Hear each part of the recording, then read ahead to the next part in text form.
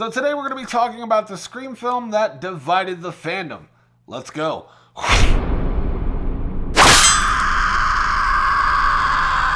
Greetings everyone, my name is Nightshade, this is The Night Shift, a home for all things spooky, and today we're going to be talking about Scream 5, released in 2022, which is the Scream film that truly divided the Scream fandom. Scream 5 is definitely one of those love it or hate it kind of films, I guess. I myself personally love it, but there is a lot of people out there that truly hate this film, and I just don't know why. It is quite literally the Force Awakens of the Scream franchise, but we'll talk about that later. So I saw this movie on the opening weekend that this came out. I went and watched it. I was super pumped to see another Scream movie, and I was super happy with the way that they did this movie, especially because, you know, this is the first film without Wes Craven at the helm of it. I was a little nervous going in, but after I left the movie theater, I truly felt satisfied. We have yet another good Scream movie, and they didn't drop the ball, in my opinion. Let's go ahead and get into the review. I'm going to break this down into two camps, what I like, what I didn't like, and we always started off on the positive notes with what I like, which is the cast. I've said it in almost all of these movie reviews with the Scream franchise that Scream has the best casting in any horror franchise out there. I think everybody in this film is pretty likable. There's not a character that I can think of that comes to mind that I find annoying or really want to die. The cast and the characters in this movie, I do enjoy everybody in it.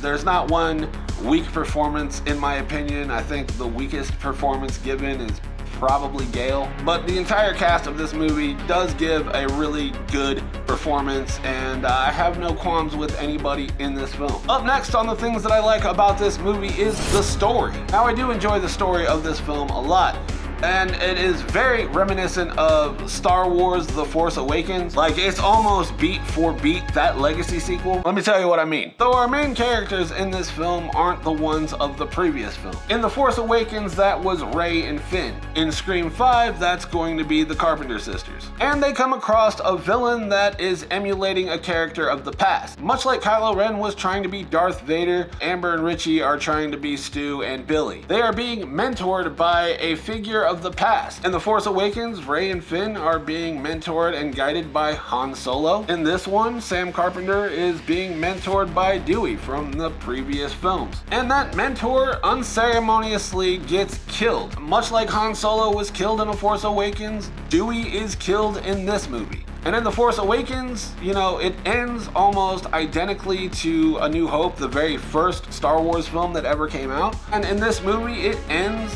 almost the exact same way that the very first Scream ends, and it all happens in Stu Macher's house. Basically, Scream 5 takes all of its story beats directly from Star Wars The Force Awakens. And I'm a huge Star Wars fan, so I don't mind that at all. The Force Awakens is the only movie that I liked out of the newest Star Wars trilogy, so I mean, yeah.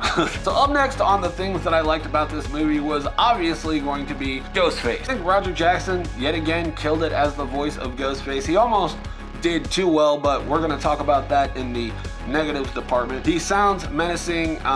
Roger Jackson does really good emulating both Amber and Richie's voices as Ghostface. I also really like the robe in this movie. I like that the gloves are detached from the rest of the robe.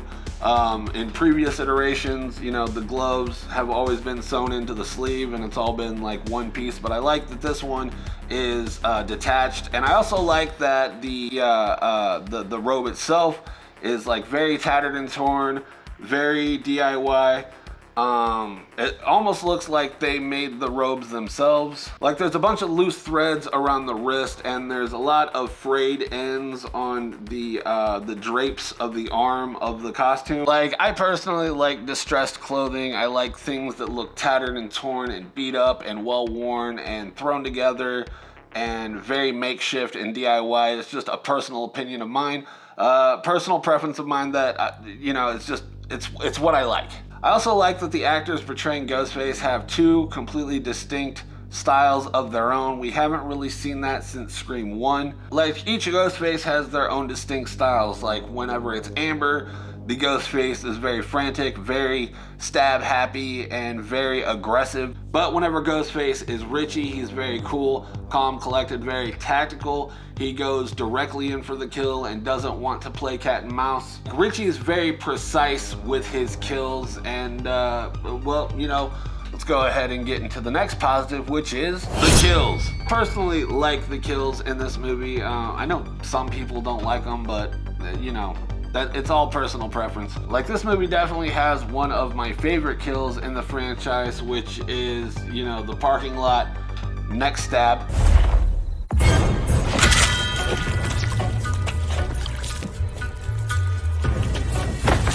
I remember watching this in the theater and I started laughing. I couldn't tell you why I love that kill so much. It's just a simple little, and then dude dies, but you know, it is what it is. It's one of my favorite ones.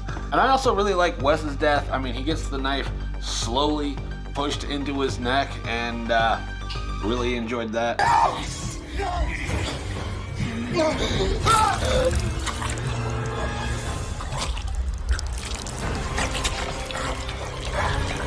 And I also really like Judy's death in this. You know, she gets strafed by Amber and then frantically stabbed to death, like right out in the open. I do love a broad daylight kill because it just makes you feel like you're not safe at any time of the day.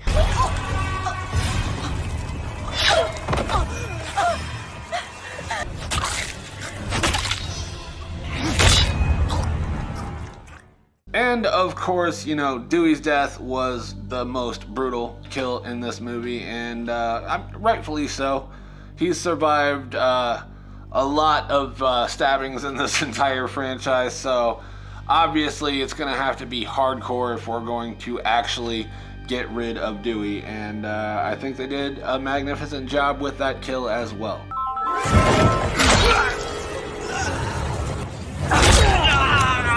Yes, today.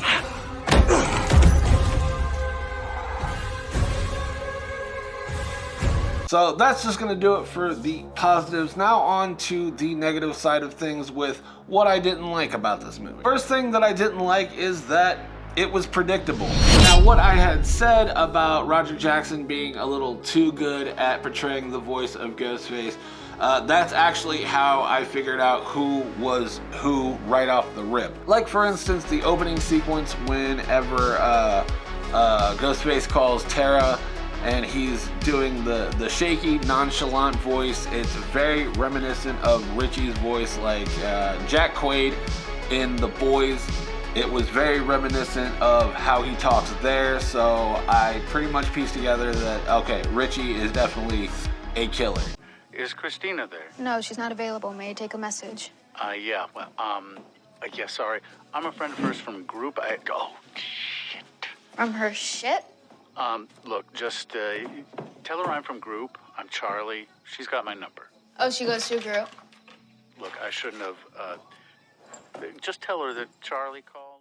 Pieced together that the other killer was Amber with the phone call to Sam in the hospital. You wanna know why, Sam?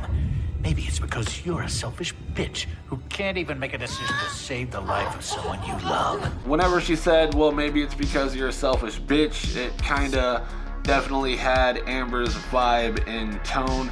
And I mean, Amber was Sam's only detractor in the entire friend group, so I mean, it's not so hard to piece all of those together. Dewey's death wasn't a surprise. As soon as he went back, I knew he was going to get offed. Also, the trailer kind of spoiled that because, you know, Gail was crying and the only person that she cared about was Dewey.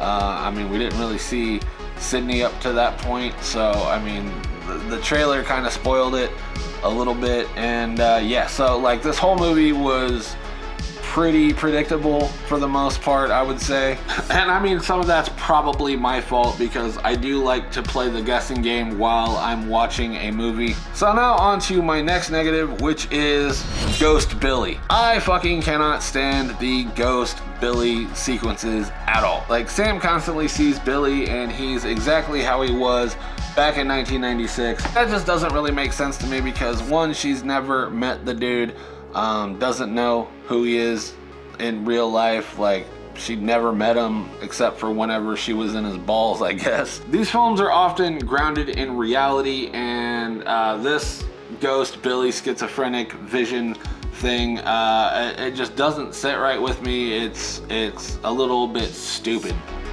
if I'm gonna be honest. Ghost Billy, if you take all of that out, doesn't change the movie at all. Doesn't really add or take away to the story, him being there. So yeah, I just found that whole thing a little unnecessary and dumb, quite frankly. Now for the last of my negatives, and it's one tiny little gripe. It's just a small little gripe, and that is that there is no chase sequences in this movie. You know, the chase sequences are part and parcel with the Scream franchise, and the fact that, you know, there's not really one here leaves a little to be desired. But that's just a minor gripe for me. You know, it doesn't really bother me too much. I still very much enjoy this movie. It's one of my favorite sequels as well. I'm sure somebody out there is gonna give me shit for it, but I don't really care. I likes what I like, and I am very unapologetic about it. So yeah, that's pretty much my review. I'm gonna go ahead and give this an 8 out of 10. I really do enjoy this movie. Even for its faults, I think it's still pretty great. So that's just gonna about do it for me. If you liked the video, let me know by leaving me a like. Comment down below what you want to see on the channel next. I will do my best to accommodate, and until next time, my name is Nightshade. This has been The Night Shift, and I will see you in the next video. Stay spooky, my friend.